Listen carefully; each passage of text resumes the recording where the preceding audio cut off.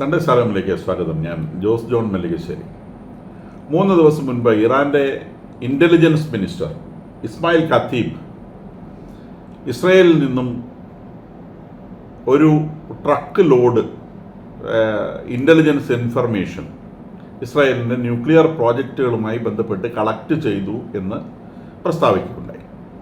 അത് 3 ദിവസം മുൻപാണ് ഈ പ്രസ്താവന വന്നത്. ഒരു ട്രക്ക് ലോഡ് ഇൻഫർമേഷൻ അവർ കിട്ടിയെന്നാണ് പറഞ്ഞത്. അപ്പം അതിൻ്റെ ഏതാനും ആഴ്ചകൾക്ക് മുൻപ് ഇസ്രായേലിൽ 2 ഇസ്രായേലി പൗരന്മാരെ എപ്പിയോണേജിന് ചാരപ്രവർത്തനങ്ങൾക്ക് അറസ്റ്റ് ചെയ്തിരുന്നു. അത് ഇസ്രായേലിലെ വിവരങ്ങൾ ഇറാന് ചോർത്തിക്കൊടുത്തു എന്ന ആരോപണത്തിൻ്റെ പേരിലാണ് ഈ 2 ആളുകളെ അറസ്റ്റ് ചെയ്യുന്നത്. അപ്പോൾ ഇസ്മായിൽ ഖത്തീബ് പറയുന്നത് അവർ ചോർത്തി തന്നത് ഇസ്രായേലിനെ സംബന്ധിച്ചുള്ള അവരുടെ ന്യൂക്ലിയർ രഹസ്യങ്ങൾ മുഴുവനും ചോർത്തിക്കൊടുത്തു എന്നാണ് ഇസ്മായിൽ ഖത്തീബ് അവകാശപ്പെടുന്നത്. ധാരാളം ഡോക്യുമെൻറ്റ്സ് ഇസ്രായേലിൻ്റെ ന്യൂക്ലിയർ പ്രോജക്ട്സിനെ സംബന്ധിച്ച്, അവരുടെ ന്യൂക്ലിയർ ശേഖരത്തെ സംബന്ധിച്ച്, അവരുടെ ബോംബുകൾ ഒളിച്ചു വെച്ചിരിക്കുന്നത് സംബന്ധിച്ച്, അങ്ങനെ മുഴുവൻ ഡീറ്റെയിൽസും എല്ലാ കാര്യങ്ങളും ഇസ്മായിൽ ഖത്തീബിന് അറിയാം, അല്ലെങ്കിൽ ഇറാൻ അറിയാം എന്നാണ് അദ്ദേഹം പ്രഖ്യാപിച്ചിട്ടുള്ളത്. ഇപ്പോൾ പ്രഖ്യാപനം കഴിഞ്ഞ് 3 ദിവസമാവുന്നു. അപ്പോൾ ഓരോ ദിവസവും പത്രക്കാർ ഇദ്ദേഹത്തോട് തെളിവ് ചോദിക്കുന്നുണ്ട്. അപ്പോൾ അദ്ദേഹം തെളിവ് ഇപ്പം തരാം എന്ന് പറയുന്നു. ഇതുവരെ തെളിവ് ഒന്നും പുറത്തേക്ക് വന്നിട്ടില്ല. അവസാനം തെളിവ് എവിടെയെന്ന് ചോദിച്ചാൽ പണ്ട് വിയറ്റ്നാം കോളനിയിൽ ശങ്കരാടി കാണിച്ച പോലെ ഇതാ രേഖ എന്ന് പറഞ്ഞുകൊണ്ട് കൈ തുറന്ന് കാണിക്കുമെന്ന് അറിയത്തില്ല. എന്തായാലും ഈ ഇസ്രായേലിൻ്റെ സർവ്വ വിവരങ്ങളും ഇപ്പം ഈ ഇറാൻ്റെ കയ്യിലുണ്ട് എന്നാണ് അദ്ദേഹം അവകാശപ്പെടുന്നത്. അപ്പം ഇന്ന് അദ്ദേഹം ഒരു പുതിയ പ്രസ്താവനയുമായി ഇറങ്ങിയിട്ടുള്ളത്, ഈ രേഖകൾ മുഴുവൻ ഞങ്ങളുടെ കയ്യിലുള്ളതുകൊണ്ട് ഇനി ഇസ്രായേൽ ഞങ്ങളുടെ ന്യൂക്ലിയർ കേന്ദ്രങ്ങളെ ആക്രമിച്ചാൽ ഇസ്രായേലിൻ്റെ എല്ലാ ന്യൂക്ലിയർ കേന്ദ്രങ്ങളും ഞങ്ങൾ പകരമായി ആക്രമിച്ച് തകർത്ത് കളയും എന്ന ഒരു പ്രസ്താവനയും ഇന്ന് അദ്ദേഹത്തിൻ്റെ വകയായിട്ട് വന്നിട്ടുണ്ട്. ഇസ്രായേൽ ഇതിനോടൊന്നും പ്രതികരിച്ചിട്ടില്ല. അവരുടെ ന്യൂക്ലിയർ രേഖകൾ ചോർന്നിട്ടുണ്ടോ, അല്ലെങ്കിൽ അത് ഇറാൻ്റെ കൈവശം എത്തിച്ചേർന്നിട്ടുണ്ടോ, അല്ലെങ്കിൽ അവർക്ക് അങ്ങനെ ഒരു ന്യൂക്ലിയർ ശേഖരമുണ്ടോ, ഇത്തരം കാര്യങ്ങളെക്കുറിച്ചൊന്നും ഇസ്രായേൽ ഇതുവരെ പ്രതികരിച്ചിട്ടില്ല.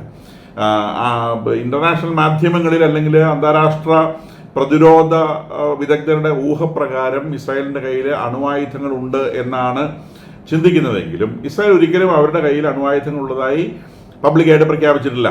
അണുവായുധങ്ങൾ ഇല്ലാത്ത ഒരു രാജ്യമായിട്ടാണ് ഇസ്രായേൽ ലിസ്റ്റ് ചെയ്യപ്പെട്ടുള്ളത്, ഔദ്യോഗികമായിട്ട് ലിസ്റ്റ് ചെയ്യപ്പെട്ടുള്ളത്. പക്ഷേ ആളുകൾ വിചാരിക്കുന്നത് ഇസ്രായേലിൻ്റെ കയ്യിൽ 80ഓളം അണുവായുധങ്ങൾ ഉണ്ട് എന്നാണ് വിചാരിക്കപ്പെടുന്നത്.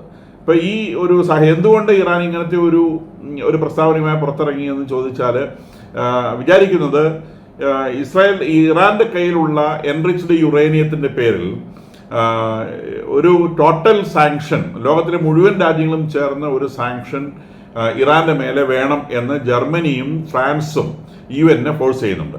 അപ്പോൾ UN ഇതുമായി ബന്ധപ്പെട്ട് ഡിസ്കഷനുള്ള മീറ്റിംഗ് ഈ ദിവസങ്ങളിൽ നടക്കാൻ പോകുന്നു.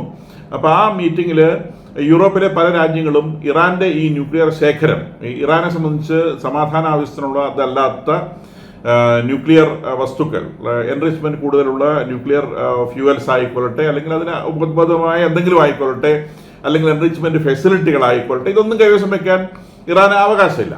കാരണം അത് ഇന്റർനാഷണൽ റൂളാണ്. ഇന്റർനാഷണൽ റൂൾ അനുസരിച്ച് നിങ്ങളുടെ കയ്യിൽ എന്തെങ്കിലും ന്യൂക്ലിയർ വെപ്പണിൻ്റെ ഫെസിലിറ്റി ഉണ്ടെങ്കിൽ നിങ്ങളത് റിപ്പോർട്ട് ചെയ്തിരിക്കണം. ഇന്റർനാഷണൽ അറ്റോമിക് എനർജി ഏജൻസിക്ക് ഇപ്പോൾ അത് എല്ലാ രാജ്യങ്ങൾക്കും ബാധകമാണ്. ഇന്ത്യക്ക് ബാധകമാണ്, പാകിസ്ഥാന് ബാധകമാണ്, എല്ലാ രാജ്യങ്ങൾക്കും ബാധകമാണ്. അങ്ങനെ റിപ്പോർട്ട് ചെയ്യാത്ത ഒരു സാധനം കൈവശം വയ്ക്കാൻ അവകാശമില്ല എന്ന് കരുതി ലോകത്തിലെ രാജ്യങ്ങളെല്ലാം റിപ്പോർട്ട് ചെയ്തിട്ടുണ്ട് എന്നല്ല ഞാൻ സൂചിപ്പിക്കുന്നത്. പക്ഷേ ഒരു രാജ്യം അങ്ങനെ റിപ്പോർട്ട് ചെയ്യാത്തത് കൈവശം വെച്ചിരുന്നാൽ അത് കുറ്റകരമാണ്. അത് ഇന്റർനാഷണൽ നിയമം അനുസരിച്ച് കുറ്റകരമാണ്. അപ്പോൾ ഇറാൻ അങ്ങനെ ന്യൂക്ലിയർ ഫ്യൂവല് കൈവശം വെച്ചിരിക്കുന്നു. 400 കിലോയോളം 60% എൻറിച്ച്ഡ് യുറേനിയം ഇറാൻ്റെ കയ്യിലുണ്ട്. അത് 90% വരെ ആക്കാനുള്ള സെൻട്രിഫ്യൂജിങ് ഫെസിലിറ്റിയും ഇറാനുണ്ട്. ഇതിൻ്റെ പ്രൂഫുകൾ UN മുമ്പിൽ കൊടുത്തു കഴിഞ്ഞാൽ നിശ്ചയമായിട്ടും UN സാങ്ഷൻ വരും. ഇപ്പോൾ UN അംഗങ്ങളായ രാജ്യങ്ങൾ മുഴുവനും കൂടി ഇറാന് നേരെ സാങ്ഷൻ ഏർപ്പെടുത്തിയാൽ ഇപ്പോൾ തന്നെ അമേരിക്കൻ സാങ്ഷനിൽ ഞെരിഞ്ഞൊടിഞ്ഞു കിടക്കുന്ന ഇറാനെ സംബന്ധിച്ച് അത് താങ്ങാൻ കഴിയുന്ന ഒരു സംഗതി ആയിരിക്കില്ല. അപ്പോൾ അതിന് ഒരു തടയിടാൻ വേണ്ടി, ഈ ഡിസ്കഷൻ്റെ ട്രാക്ക് മാറ്റാൻ വേണ്ടി ഇറാൻ ഇറക്കിയ ഒരു അടവാണ് ഇതെന്നാണ് പൊതുവെ ഇന്റർനാഷണൽ മീഡിയയിൽ വരുന്നത്. കാരണം അവരെ കൊണ്ട് തെളിവുകൾ 3 ദിവസമായിട്ട് ഇതാ തെളിവ് എന്ന് പറയുന്നതല്ലാതെ ഒരു തെളിവും ഇതിൻ്റെ മേലോട്ട് വെക്കാൻ അവർ കഴിഞ്ഞിട്ടില്ല. എന്ന് മാത്രമല്ല, ആദ്യം ഇവർ ഈ രേഖകൾ പിടിച്ചെടുത്തു, അല്ലെങ്കിൽ രേഖകൾ സംഘടിപ്പിച്ചു എന്ന് പറഞ്ഞതല്ലാതെ അതവിടെ നിൽക്കുകയാണ്. അപ്പോൾ രേഖ എവിടെയെന്ന് ചോദിച്ചപ്പോൾ അടുത്ത പ്രസ്താവന വന്നത്, ഇനി ഞങ്ങളുടെ ന്യൂക്ലിയർ ഫെസിലിറ്റി ആക്രമിച്ചാൽ നിങ്ങളുടെ ന്യൂക്ലിയർ ഫെസിലിറ്റിക്കുള്ള വഴിയൊക്കെ ഞങ്ങൾക്കറിയാം, അപ്പോൾ അത് ആക്രമിക്കുമെന്നുള്ള വേറൊരു പ്രസ്താവന. ഇതൊക്കെ പരസ്യങ്ങളുടെ ഒരുതരം ഇന്റർനാഷണൽ ശ്രദ്ധ തിരിച്ചുവിടാനുള്ള ഒരു ടെക്നിക്കായിട്ടാണ് മാധ്യമങ്ങൾ പൊതുവെ ഇതിനെ വായിച്ചെടുക്കുന്നത്. അതിനിടയിലൂടെ അമേരിക്കയും ഇറാനും തമ്മിലുള്ള 6ാം തവണത്തെ ചർച്ചയുടെ അരങ്ങൊരുങ്ങുന്നുണ്ട്. അതിൻ്റെ ഭാഗമായിട്ട് ഇറാൻ എന്തോ പുതിയ പ്രപ്പോസൽസൊക്കെ ഒമാൻ്റെ മുമ്പിൽ അവതരിപ്പിച്ചിട്ടുണ്ട് എന്നും വാർത്തകൾ വരുന്നുണ്ട്. ഇതാണ് അവിടുത്തെ സ്ഥിതി. ഇനി വേറെ രസകരമായ ചില കാര്യങ്ങൾ സംഭവിക്കുന്നത്, ഒരു ഗ്രെറ്റ തംബർഗ് എന്ന് പറയുന്ന ഒരു സ്വീഡിഷ് ആക്ടിവിസ്റ്റ് എന്ന് പറയുന്ന സാധനം. ഈ ആക്ടിവിസ്റ്റ് എന്ന് പറഞ്ഞാൽ നമുക്ക് സാധാരണ ഈ നമ്മുടെ നാട്ടിൽ ഈ ബുദ്ധിജീവി എന്നൊക്കെ പറയുന്ന ഒരു സാധനം ഉണ്ടല്ലോ, അതിൻ്റെ കുറച്ചൊരു ചെറിയ വേർഷൻ്റെ പേരാണ് ആക്ടിവിസ്റ്റ്. നമ്മുടെ നാട്ടിൽ ഈ ചുംബന സമരം നടത്തുക, അല്ലെങ്കിൽ ശബരിമലയിൽ പോയി ഇടിച്ചു കയറുക, ഇമാതിരി പരിപാടി നടത്തുന്ന ആളുകളുടെ പേരാണ്, സ്ത്രീകളുടെ പേരാണ് പൊതുവെ ആക്ടിവിസ്റ്റ് എന്ന് പറയുന്നത്. സ്ത്രീകൾക്കാണ് പൊതുവെ ഈ നാമം ചാർത്തി കൊടുത്ത് കാണുന്നത്. പുരുഷന്മാരും ആക്ടിവിസ്റ്റുകൾ കണ്ടേക്കാം, പക്ഷേ ഇങ്ങനത്തെ ഒരു പേര് കൂടുതലായി ചാർത്തി കൊടുത്ത് കാണുന്നത് സ്ത്രീകൾക്കാണ്. ഈ സ്ത്രീയുടെ പേര് ഗെറ്റ തംബർഗ്, ഒരു സ്വീഡിഷ് സിറ്റിസനാണ്. 21 വയസ്സ് പ്രായമേ ഉള്ളൂ. ഇവർ ഈ പ്രകൃതിക്ക് വേണ്ടി ജീവിക്കുന്ന ആൾ എന്നാണ് ഇവർ സ്വയം പരിചയം. സ്കൂളിലൊക്കെ പഠിക്കുന്ന കാലത്ത് ഞങ്ങൾക്ക് എന്തെങ്കിലും പ്രകൃതിയിൽ ബാക്കി വെച്ചേക്കണേ എന്നൊക്കെ പറഞ്ഞുകൊണ്ട് വലിയ ഒച്ചയുണ്ടാക്കി മാധ്യമങ്ങളിൽ നിറഞ്ഞു നിന്ന വളരെ മിടുക്കിയ ഒരു പെൺകുട്ടിയാണ്. അപ്പം ഈ മിടുക്ക് ഇവർ പരസ്യത്തിന് വേണ്ടി ഉപയോഗിക്കുന്നു. അപ്പോൾ ഈ കഴിഞ്ഞ ദിവസങ്ങൾ പ്രഖ്യാപിക്കുകയുണ്ടായി, അങ്ങനെ പിന്നെ ഗാസയിൽ പട്ടിണി അനുഭവിക്കുന്ന ഹമാസ് കുഞ്ഞുങ്ങൾക്കും ഞങ്ങൾ കുറേ ഭക്ഷണം കൊണ്ട് കൊടുക്കാൻ വേണ്ടി പോവാണ്. അപ്പോൾ ഗാസയിൽ ഉപരോധമുണ്ട് എന്നുള്ളത് അറിയാം, ആരെയും കൊണ്ട് കയറ്റിയല്ല. അപ്പം ഈ ഗാസയിലെ ഉപരോധമൊന്നും ഞങ്ങൾക്കൊരു പ്രശ്നമല്ല, ഇസ്രായേലിൻ്റെ ഉപരോധമൊക്കെ പുല്ലുവേലയാണ്, ഞങ്ങളിപ്പോൾ പോയിട്ട് അവർക്ക് ഭക്ഷണം കൊടുത്തേ അടങ്ങുള്ളൂ എന്ന് പറഞ്ഞുകൊണ്ട് ഇവർ ഗ്രീസിൽ നിന്ന് മാഡ്ലിൻ ഫോർട്ടില എന്ന് പറയുന്ന ഒരു യാനം വാടകയ്ക്കെടുത്ത്, ഒരു പിന്നെ ലക്ഷറി യാനമാണ്, ഒരു കൊച്ചു കപ്പൽ എന്ന് വിചാരിച്ചാൽ മതി.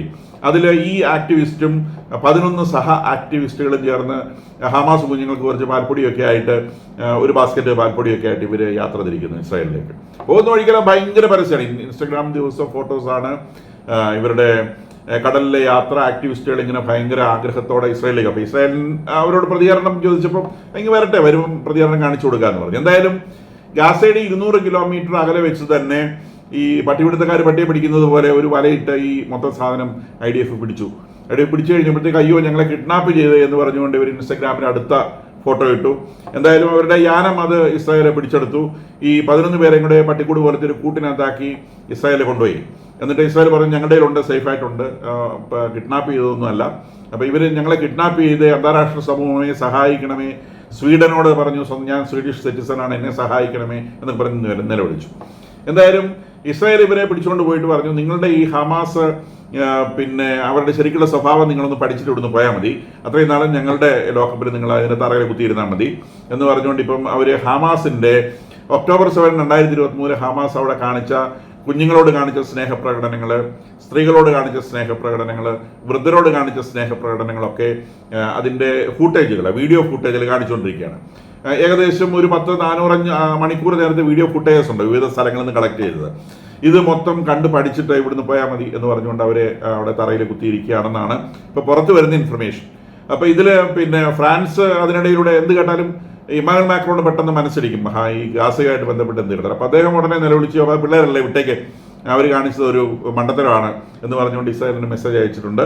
നേരെ മറിച്ച് സ്വീഡിഷ് സിറ്റിസൺസ് ആണ് ഇവർ. സ്വീഡിഷ് ഗവൺമെൻറ് പറഞ്ഞത് ഇതിൻ്റെ വരുമുരായികളെ കുറിച്ചൊക്കെ അറിയാനുള്ള നല്ല ബുദ്ധിയും ബോധമുള്ള ആൾക്കാരാണ് ഇവർ. അവിടെ ചെന്ന് കഴിഞ്ഞാൽ അത് ആ രാജ്യത്തിൻ്റെ ഇസ്രായേലിൻ്റെ ചുമതലയാണ്. അത് അവർ വേണ്ട വിധം കൈകാര്യം ചെയ്തിട്ട് അവർക്ക് തോന്നുമ്പോൾ അവർ തിരിച്ചു വിട്ടോളും, ഞങ്ങൾ ഇടപെടാൻ ഉദ്ദേശിക്കുന്നില്ല എന്നാണ് സ്വീഡിഷ് ഗവൺമെൻറ് ഈ ഒരു കാര്യത്തിൽ എടുത്തിട്ടുള്ള നിലപാട്. അപ്പം ഇസ്രായേലിനെ സംബന്ധിച്ച് ഇസ്രായേൽ പറയുന്നത് ഇത് ഇൻസ്റ്റഗ്രാം ആക്ടിവിസമാണ്, അതിനപ്പുറത്തേക്ക് ഒന്നുമില്ല. ഇതിനകത്ത് ആർക്കും ഒരു ഭക്ഷണം, അതിനകത്ത് 4 പാക്കറ്റ് മിൽക്ക് പൗഡർ ഉണ്ടായിരുന്നത്. ഗാസയിൽ 15 ലക്ഷം മനുഷ്യർ താമസിക്കുന്നുണ്ട്. അവർക്ക് ഇവരുടെ ഈ പാക്കറ്റ് കണക്കിനുള്ള മിൽക്ക് പൗഡർ കൊണ്ട് എവിടെയും തികയുന്നില്ലെന്ന് എല്ലാവർക്കും അറിയാം. അപ്പോൾ ഇൻസ്റ്റഗ്രാമിൽ ഫോട്ടോ വരിക, ലോകത്തിന് മുഴുവൻ പരസ്യം. ഹമാസിൻ്റെ ചെലവിൽ ഒരു ചുളിവിൽ കുറച്ച് ഫോട്ടോസ് ലോകം മുഴുവൻ വിറ്റ് കാശാക്കാം എന്നാണ് ഈ ആക്ടിവിസ്റ്റ് ഗെറ്റ തംബർഗിൻ്റെ ഒരു ആഗ്രഹമെന്നാണ് ഇസ്രായേൽ കാട്സ്, ഇസ്രായേലിൻ്റെ വിദേശകാര്യമന്ത്രി പറഞ്ഞിട്ടുള്ളത്.